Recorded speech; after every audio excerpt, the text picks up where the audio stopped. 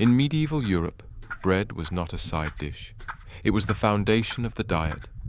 For most people, every morning began with grain, and every evening ended with a loaf.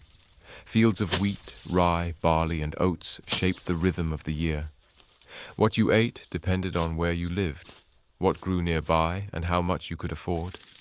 Wheat produced the lightest bread and was prized by the wealthy.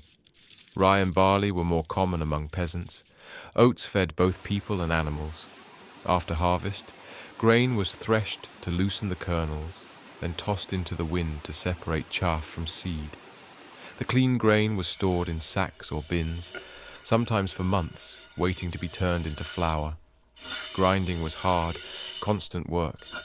Some households used small hand mills called querns, but most villages relied on water-powered mills, where heavy stone wheels crushed grain into powder. Millers were paid with a portion of the flour, a fee called a toll. Because bread meant survival, millers were often watched closely, and sometimes accused of keeping more than their share. Flour was mixed with water and salt in wooden troughs or clay bowls. There was no commercial yeast. Instead, bakers saved fermented dough from previous batches or used foam skimmed from brewing beer. This slow fermentation gave medieval bread a sour taste and dense texture.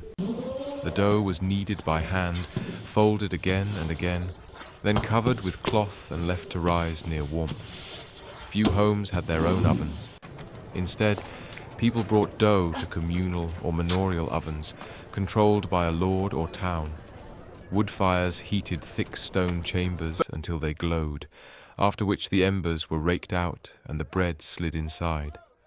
Long wooden peels guided the loaves across the hot floor. Steam filled the air. Crusts blistered and darkened. Bread carried meaning beyond hunger. It was central to Christian ritual, given to the poor as charity, and closely monitored by authorities. In times of shortage, rising grain prices could trigger unrest. For medieval people, bread was never just food. It was labor, law, faith, and survival.